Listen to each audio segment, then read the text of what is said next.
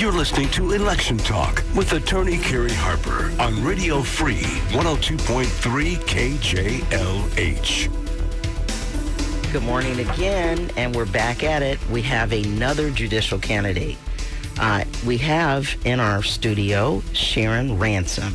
Miss Ransom is running for seat 97 for the Los Angeles Superior Court. And these are, all of these judges, these are county-wide seats. So, yes, everybody in the county can vote from Castaic down to Long Beach. Everybody votes for judges. Don't leave the judges out. A lot of people say, oh, I don't know who they are. Now we're bringing them to you, so you really don't have an excuse. Now, this next candidate is a prosecutor. We did, Mr. Turner spoke a little bit about prosecutors, but Sharon Ransom has been a prosecutor for 18 years. Prior to that, Ms. Ransom was a dispatcher for the LA County Sheriff's Department for 17 years. And she has done a host of things. She has endorsements from everybody. She's kicked cancer's butt twice, I believe, 3 times. She's a warrior. She's previously run for judge before. She liked it so much, she's coming back and do it again. Ms. Ransom, good morning. How are you? Good morning. How are you? Blessed and highly favored. Great. Tell me, hey, it's time, right? It's time. I'm looking at your endorsements, and you have endorsements from the New Frontier Democratic Club and the LA Fed, the Democratic Party, LA Times, the Police Association. So your endorsements cover the wide scope of pretty much everybody. Santa Clarita Valley Democratic Club, Stonewall. Anybody that you missed? No, I was fortunate enough this run to get so many great endorsements. So my campaign is so much better this time. I'm more prepared, and I've really been putting in the work to get out to meet all these people, because that's what I think potential judges need to do. Need to be in the community, know the community, and just have some kind of relationship so that, we're trusted. Okay. And so tell me about your experience with campaigning. Give me your best and worst feeling about campaigning. So the worst feeling, I'll start with that, is asking for money. Don't you hate that? I hate asking for money. I'd rather just ask for votes. But we need money to run campaigns because we need to get our signs and get our name out there, get pamphlets to hand out, business cards. When we go to all these activities, we meet people to keep our names fresh in their mind. And so we also spend money on consultants and treasurers. And so it doesn't go in our pocket, but it's to help our campaign, to put us out there so people know who we are. And so that's the worst part, is asking for money. You know what's interesting? That there is no cap on what you can give a judicial candidate, but you can only contribute to, like a Maxine Waters or a Karen Bass, certain fixed amounts. I believe they're like $1,500 for one and maybe $2,800 for the other. You can only give a couple $1,000s to the folks who are Congress or Senate. Why is it that you can write a judge a $100,000 check with no problem? I don't know. That's the way they set up the campaign finance rules. And believe it or not, I've never gotten a check for $100,000. Right, okay. And maybe it's because people don't really know about judicial campaigns or candidates. And, when they go to the ballot, they look at the top ballot, the big offices. But I tell people it's important to vote down ballot, because judges, local elections are what shape your life every day. It determines your property taxes, your water bill, your school districts, the money that goes to them. And judges who have the power to make decisions that affect your life on a daily basis, whether it be criminal, civil, family law, traffic court, evictions, So people should know who the judicial candidates are, because these are people that are very important. I say it's all about the judges. I mean, voting and jury duty are pretty much the 2 times that you have a level playing field, no matter how much money you make. Right. Do you have any frustrations about? Can you tell the folks the importance of jury duty? Oh my goodness, right? So I get these questions. It's even funny because I've taught 5th graders about the criminal justice system, and even in at that age, they'll be like, how do you get out of jury duty? They always want to like, get out of it. Right. What do I need to say? And I'm like, you need to be honest. You need to tell the truth. Like, this is your civic duty. People want a jury of their peers. You're the peers. So you have to serve jury duty. That's the way our system works. It helps our system to have people like-minded in the community that's going to make a decision about whether this person is guilty or innocent, if they deserve potential damages or not. And so jury duty is so important. It's just like you have the right to drive a car. So use those same rights to participate in your civic duty and vote. Right. And for us, we fought too hard. Our ancestors fought too hard to be able to vote. And so if you don't vote, you can't complain about the outcome. Exactly. And people say, my one vote. It could be one vote that makes a difference. So don't think of it that way. Just get out and vote. And I like to say either guilty or not guilty, because I don't think anybody's really innocent. Because they might have done something, but they might not have done what they said they did. And if they don't look, I'm on the defense side. Right. You didn't do exactly what they said, then I want them not guilty on that. Right. But yeah, the folks, when they talk about getting out of jury duty, it's like, don't worry about getting out of it. The other side is going to try and kick you out if you're bad enough for them. They'll use one of the challenges to get you out. Right. So go ahead and give it a shot and sit in there. Tell me this. Let's get some questions here that might not be on the website. Give one of your guilty pleasures. Tell the listeners one of your guilty pleasures. And I'll get Mr. Turner when he comes back in. My guilty pleasures. I am a die-hard Rams fan. So I am at every game. I was featured in the Faces of the Rams fans. They had a book, like a yearbook. Oh, wow. And, they knew that I was a breast cancer survivor. You have to apply for it. And I went out and did a photo shoot. And they featured me in this book. So it's great. I have so many Rams jerseys and attire and housewares and things for my car. And so I'm at every game. I try to go to at least 2 away games a year, but I am a diehard Rams fan. Okay, go Rams. Okay, favorite Stevie Wonder song? Oh, there's so many.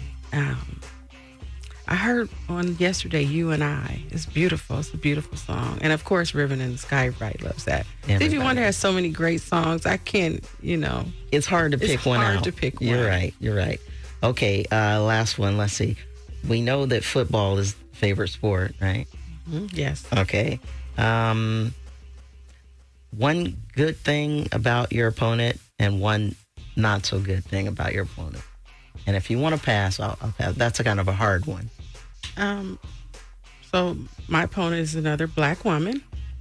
Good thing. I've met her. I haven't had any in-depth conversations, but I've met her. Seems to be a pretty nice person. I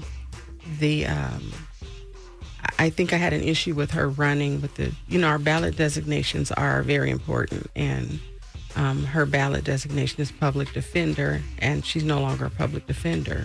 And so they were broadcasting her like she was a public defender. And I think our ballot designations are so important because it really lets the voters know who we are and where our background is. And so I think that's, probably not a fair representation of which her position truly is at this time. Okay, and you're speaking of Lachey Henderson, who has been a public defender for, I believe, 25 years. And you also... both of you beat out Sam Arbiter. I don't know how to pronounce that name, but he was a deputy DA as well. Yeah. To get through the primaries. And ironically, I didn't really know him. We work in the same office, but I didn't know him. Didn't know him. We work in so many different parts of the county. Okay. And so, well, tell the folks why they should vote for you. We know that you have a ton of endorsements, and you've been rated well qualified by the Los Angeles County Bar Association. Yeah. And the well qualified does carry some weight. Right. I mean, the way that the LA County Bar Association evaluates folks might be up for debate, but you take that well qualified and run with it. Oh, yes, I'll accept it. There you I'm go. not questioning that. But we want exceptionally well qualified, but we don't get that. But I'll take well qualified. Sure. So, and I heard you ask Mr. Turner why he's running. And so to back up a little bit, if I have time, to tell you why I'm running, I want to tell you a little bit about my background. Okay, and so I was born and raised in South Central Los Angeles, and raised by a single mother on 105th and between Normandy and Dinker. And when I was a teenager, we moved to Florence and Budlong. I was myself a single parent at 21, and so I raised my daughter while working full-time as a sheriff's dispatcher and going to law school part-time. I put myself through law school, and in the midst of all that, I fought breast cancer 3 times. I had breast cancer in one breast. It spread to my lung 2.5 years later, and then a few years later spread to the left breast. So that's why I say I've fought it 3 times. And but when I was in the City of Hope being treated, my aunt visited me, and she had gone to University of West Los Angeles Law School. And so I promised God, if you spare my life, I'm going to do something great with it. And so when I got the clearance from my doctor, I went to law school. Now, I originally wanted to help breast cancer patients that I found were having to make a choice as to whether to pay their rent or pay for chemotherapy. But when I got into school, I'd already been a dispatcher for the sheriff's department, and I was just intrigued with criminal law and evidence and procedures. And so it was natural for me to go to a government agency. So I applied at some public defender's offices. I didn't get hired. And I got hired by the district attorney's office. And so I went straight from being a dispatcher to being a deputy district attorney. I work in the mental health court. So I'm not really prosecuting people at the time. I've been in mental health for the last 3 years.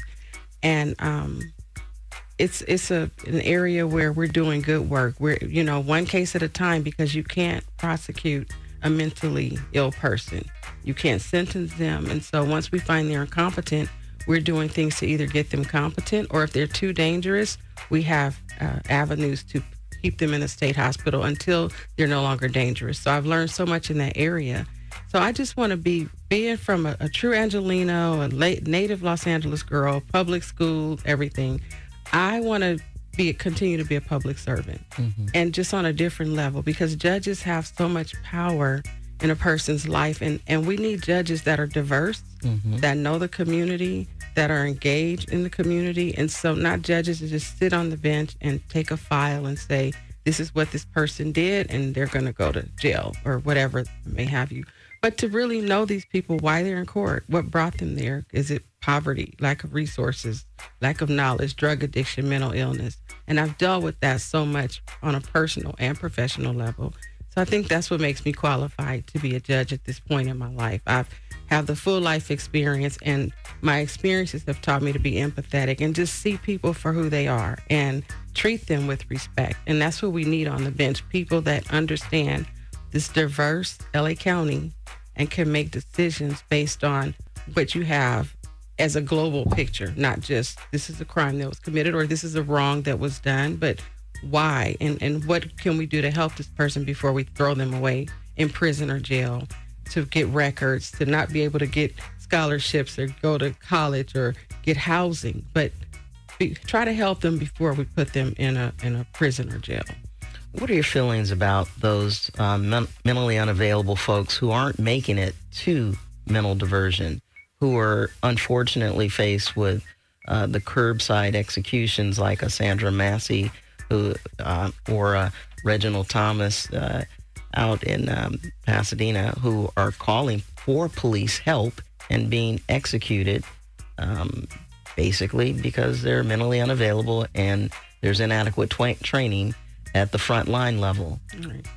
Yeah, those are very unfortunate situations. And I know when there's a call for police involving a mentally ill person, sometimes they're not equipped to deal with what they're dealing with. And, a lot of times they respond and there is a weapon involved. And so there could be more training as to how to deal with the mentally ill people, because we get a lot of families that call and they'll say, oh, I just wanted the police to take them to the hospital.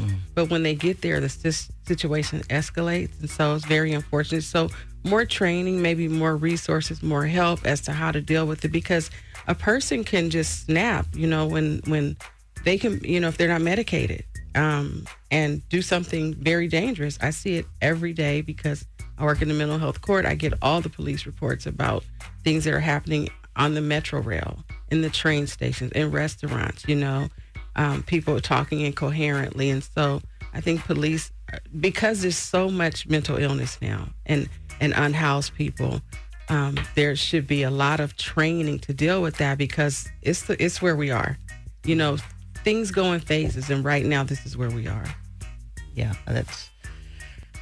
So how can we reach you? We're running to the end of the time. How can the folks out there reach out to you, maybe email you or call you? Yeah, so my email is Sharon Ransom, for Judge, FOR Judge, @gmail.com. I'm on Facebook at Sharon Ransom for Judge. Instagram, Sharon Ransom, the number 4 Judge. I'm even on TikTok. Okay. That's hey, Gen Zers. Right. They're you have to reach out to everyone. Everybody. Countywide election. Right.